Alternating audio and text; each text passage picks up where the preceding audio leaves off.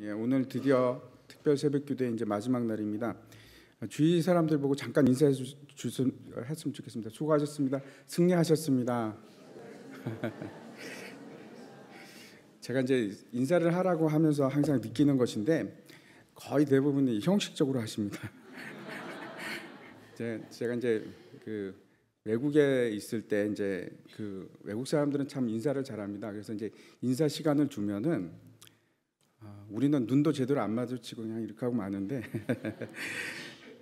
진짜 인사를 합니다. 그래서 막 그냥 인사라 그러면은 끝도 없이 그냥 뭐 이러고 저것 물어보고 계속 얘기를 하면서 인사를 하십니다.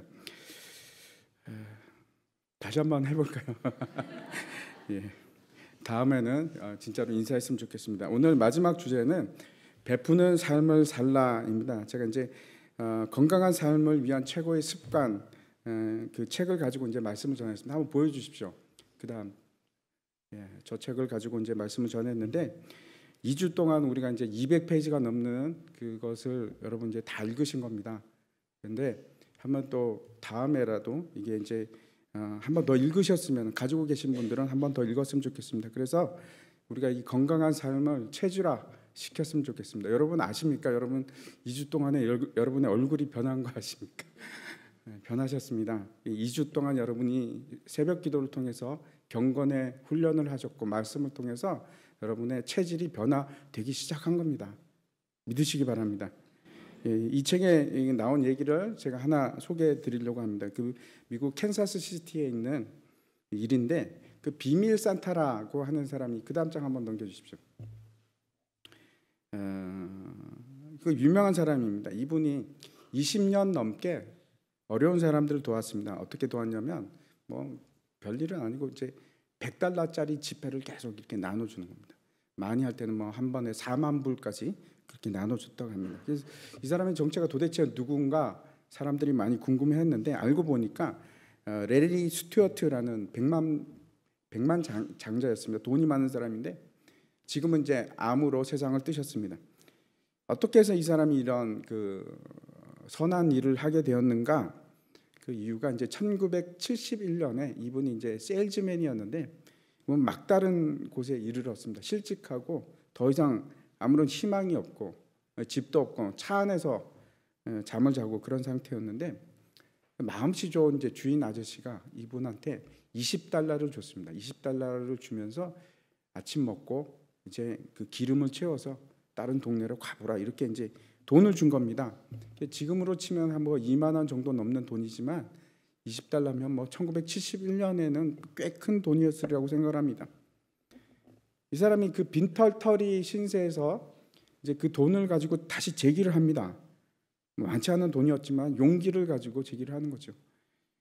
그리고 난 이제 크리스마스 날 어느 날 이제 식당에서 한 여종업원을 보고 이제 측은한 마음이 들어서 팁을 20불을 주었습니다.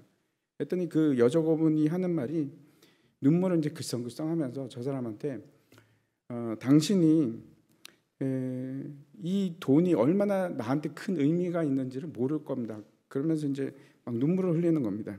그래서 8년이 지났는데 그 일이 있었는지 8년이 지났는데 이 사람이 다시 그 주인을 찾아갑니다. 그 자기에게 돈을 줬던 식당 주인을 찾아가서 당신이 그때 나한테 준 20불이 나에게는 한 10,000불의 값어치가 있었습니다.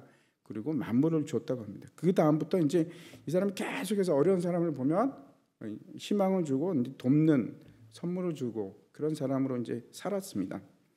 베푸는 삶을 산다는 것은 기본이 있습니다. 기본이 뭐냐면 내가 그런 베품을 당했기 때문에 빚을 졌기 때문에 그 일을 하는 겁니다. 여러분 아시죠? 우리는 다 빚진 사람들입니다. 하나님께서 우리에게 한없이 후하게 베푸신 그 은혜가 있기 때문에 지극히 당연하게 우리도 베푸는 삶을 살아야 됩니다. 디모데 전서 말씀을 한번 보시겠습니다. 내가 이 세대에서 부한 자들을 명하여 마음을 높이지 말고 정함이 없는 재물에 소망을 두지 말고 오직 우리에게 모든 것을 후히 주사 누리게 하시는 하나님께 두며 선을 행하고 선한 사업을 많이 하고 나누어지기를 좋아하며 너그러운 자가 되게 하라. 내가 왜 저 사람을 도와줘야 되는데? 왜냐하면 내가 은혜를 받아서 그런 겁니다. 우리가 아무리 가난해도 나눌 것이 있습니다.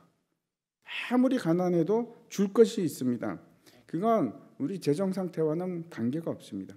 디모데전서 말씀에 보면은 이 명령은 모든 그리스도인들에게 주어진 명령입니다. 17절에 이렇게 말씀하십니다. 우리의 하나님이 어떤 분이신가 하면 모든 것을 후히 주사 누리게 하시는 하나님이십니다. 그런 하나님이십니다.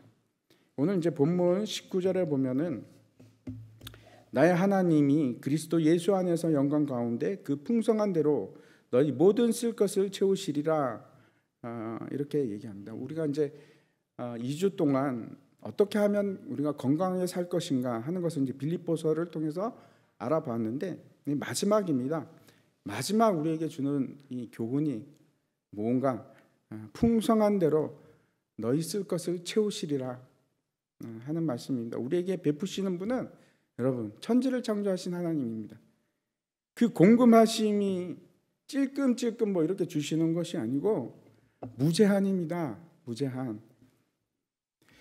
이렇게 말씀드리면 우리가 또 다시 여러분 마음속에 물질로 이게 환원이 될까봐 생각이 되는데, 물질로 포함됩니다. 하지만 그 이상입니다. 우리 신체적, 영적인 거, 물질적인 거, 정서적인 거, 정신적인 거, 심리적인 거, 그리고 결혼과 가정을 포함해서 모든 것을 채우시는 분이십니다. 풍성하게, 그냥 채워주시는 게 아니고 풍성하게 예수 그리스도의 영광 가운데 채워주신다고 약속을 하십니다. 이것이 뭐든지 다 구하라, 그리하면 채워주시리라 하는 우리가 이제 생각하는 기복신앙과는 다릅니다. 이 우리의 이기적인 꿈과 소원 때문에 그렇게 하는 것이 아님을 여러분 분명히 기억하시기 바랍니다. 오늘 이 4장 19절이 존재하는 문맥적인 맥락에서 여러분이 이해하셔야 됩니다.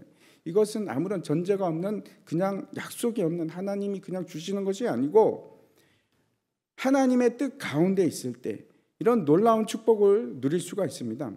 그 전제가 무엇인지 오늘 살펴보도록 하겠습니다. 첫 번째는 그 베푸는 삶이라는 것은 기대하며 소망하는 그런 삶입니다. 하나님은 우리가 원하시기만 하면 뭐든지 들어주는 그런 그 램프의 요정 같은 그런 분이 아니시라. 또 다른 극단으로 말씀드리면 어떤 사람들은 우리 하나님에 대해서 아무런 기대를 하지 않고 살아갑니다. 관심이 없습니다. 하나님이 내 기대를 들어준다는 것조차 관심을 안 가지고 살아갑니다. 그런데 19절에 보면 풍성한 대로 우리를 채워주시리라고 말씀합니다.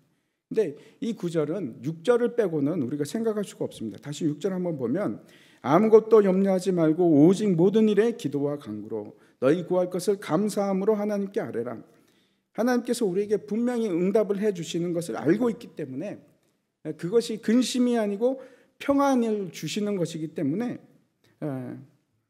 우리가 그 하나님의 약속 안에 거하는 겁니다. 문제는 우리가 기도는 하는데 믿지를 못하는 데 있는 겁니다. 때로는 응답이 더디 오기 때문에, 때로는 내 스케줄대로 오지 않아서, 때로는 기도해 놓고 그래서 믿지를 못합니다. 기도는 하는데 뭐 들어주실까? 신뢰의 문제에 있어서 정말 문제점은 뭔가 하면 하나님에 대한 기대치가 너무 낮은 데 있습니다. 우리가 너무 기대치가 낮습니다. 예수님께서 분명히 우리에게 뭐라고 말씀하셨냐면 구하라 그러면 주실 것이요, 찾으라 그러면 찾을 것이요, 문을 두드리라 그러면 열릴 것이니 라고 분명히 말씀하셨는데, 여기서 이 모든 동사, 세 개의 동사들은 굉장히 강한 동사들입니다.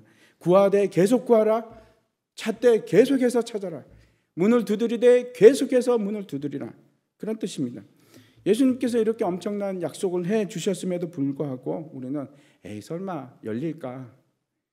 에이 설마. 하나님의 힘과 능력으로 여러분 우리는 무엇이든지 할 수 있습니다. 하나님의 능력을 제한하지 마십시오.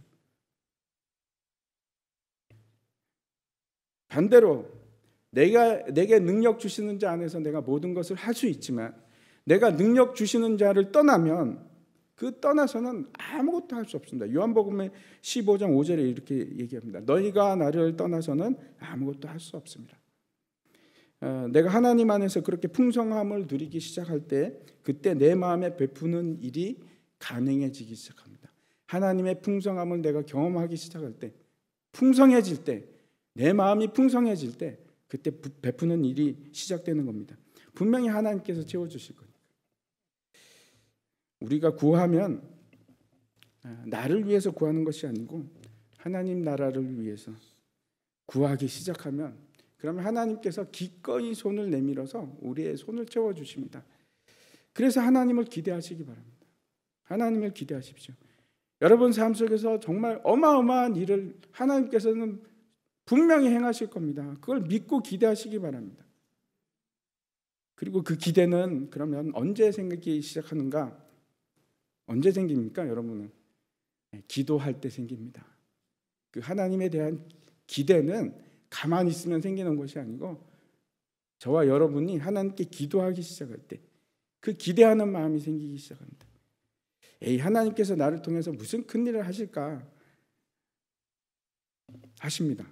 기대하고 소망하는 자에게 반드시 크고 놀라운 일을 행하실 겁니다. 에레미야서에서 이렇게 얘기합니다. 너는 내게 부르짖으라 내가 내게 응답하겠고 내가 알지 못하는 크고 은밀한 일을 내게 보이리라. 두 번째, 베푸는 삶은 자족하면서 산다는 뜻입니다. 앞에서 우리가 자족하는 것에 대해서 어저께 이제 생각해 봤는데 세상에서 이제 자급자족하면 도움이 없이 혼자서 필요한 것을 다 해결하는 것을 말합니다. 그런데 우리는 그렇지 않습니다. 자족이라는 것이 사도 바울이 내가 자족하는 것을 배웠다 할 때 그 자족감은 내 자신한테 있는 것이 아니고 그리스도께 있습니다. 그리스도께. 12절을 한번 보시기 바랍니다. 12절에 보면은 나는 비천에 처할 줄도 알고 풍부에 처할 줄도 알아. 모든 일 곧 배부름과 배고픔과 풍부와 궁핍에도 처할 줄 아는 일체의 비결을 배웠노라. 이 배웠다는 것은 사도 바울이 모든 상황을 다 겪었다라고 얘기하는 겁니다. 결론은 그 자족함은 상황과는 관계가 있습니까? 없습니까? 없습니다. 자족하는 것은 상황과 전혀 관계가 없습니다. 행복해지기 위해서 필요한 것은 외부의 도움이 아니고 그 속에 무한한 자원을 주시는 예수 그리스도가 나에게만 있으면, 공급자가 내게 있으면 그러면은 다 자족이 되는 겁니다. 누가복음의 그 악한 청지기 비유를 한번 생각해 보시기 바랍니다. 청지기가 그 주인의 모든 것이 자기 것이라고 착각을 하고 살다가 아닌 겁니다. 내 것이 아니네. 아차. 그리고 나서 여러분 그걸 깨닫기 시작하면은 그때부터 자족함이 생기기 시작하는 겁니다. 내 것으로 소유하고자 하는 마음이 있을 때는 불만족이 있었는데 이제는 마음이 내 것이 아니라는 생각을 가지기 시작하니까 그렇죠. 내가 꼭 이걸 소유할 필요가 없어지는 겁니다. 청지기가 자기 것이 아님을 깨닫고 나서 사람들에게 은혜를 베풀기 시작합니다. 당신 내가 이렇게 은혜를 베풀어 줄게. 베풀기 시작합니다. 마음대로 줄 수가 있는 겁니다. 내 거면 아까워서 어떻게 주겠습니까? 내 것이 아니라 하나님 것이니까 내가 마음대로 주는 겁니다. 내 돈이면 못 줄 텐데 하나님 거니까 마음대로 도와줄 수가 있는 겁니다. 중요한 것은 하나님 것은 아무리 써도 여러분 바닥이 안 납니다. 끝이 없습니다. 마음대로 쓸 수가 있습니다. 줄 수가 있습니다. 교회 일도 그렇습니다. 때로는 우리 교회 재정이 마치 우리 것처럼 생각을 하면 쓸 게 없습니다. 교회 재정이 유한합니다. 그런데 하나님 나라의 재정은 무한합니다. 그래서 하나님 나라를 위해서 쓰는 데는 무한히 쓸 수 있습니다. 우리가. 세 번째, 그 베푸는 삶은 후하게 준다는 의미를 가집니다. 하나님께서 풍성하게 채우신다 하는 것은 결국 우리가 베품에 인색할 이유가 전혀 없다. 그런 뜻입니다. 오늘 본문에 이제 빌립보 교인들을 한번 우리가 생각해 보았으면 좋겠는데 15절에 이렇게 얘기합니다. 빌립보 사람들아 너희도 알거니와 복음의 시초에 내가 마게도냐를 떠날 때에 주고받는 일에 내 일에 참여한 교회가 너희 외에는 아무도 없었느니라. 이렇게 얘기합니다. 이 말은 다른 교회는 안 돕고 있고 사도 바울을 도운 교회는 이 빌립보 교회밖에 없었다. 너희 외에는 아무 교회가 없었다 이런 얘기가 아니고 그 이야기가 고린도 후서에 잘 나오는데 빌립보 교회 사람들이 그렇죠. 다 잘 사는 사람이 아니고 궁핍한 사람들입니다. 그런데 그 사람들이 헌금을 하기 시작합니다. 처음으로 여기서 얘기하는 거는 처음으로 너희가 다른 사람들이 다 안 할 때 가장 가난한 너희들이 그렇게 빈공한 가운데서 풍성한 헌금을 했다 이렇게 얘기를 하고 있습니다.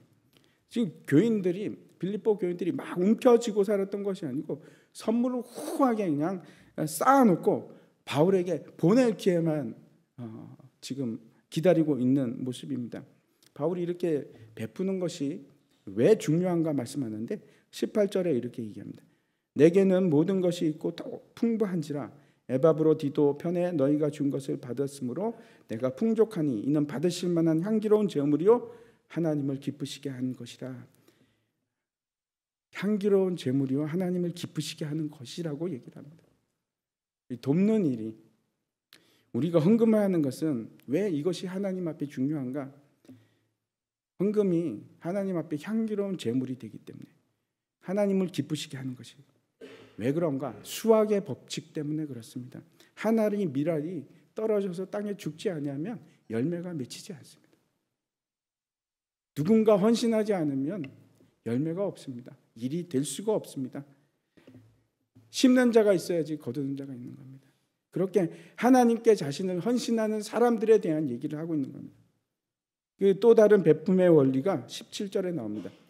내가 선물을 구함이 아니오 오직 너에게 유익하도록 풍성한 열매를 구함이라. 베품을 하기 시작했을 때 가장 유익을 받는 사람이 누군가? 사실은 주는 사람입니다. 그 베푸는 것이 땅에서 필요한 사람에게 복이 되죠. 그리고 그것이 또 하나님께 영광이 되죠.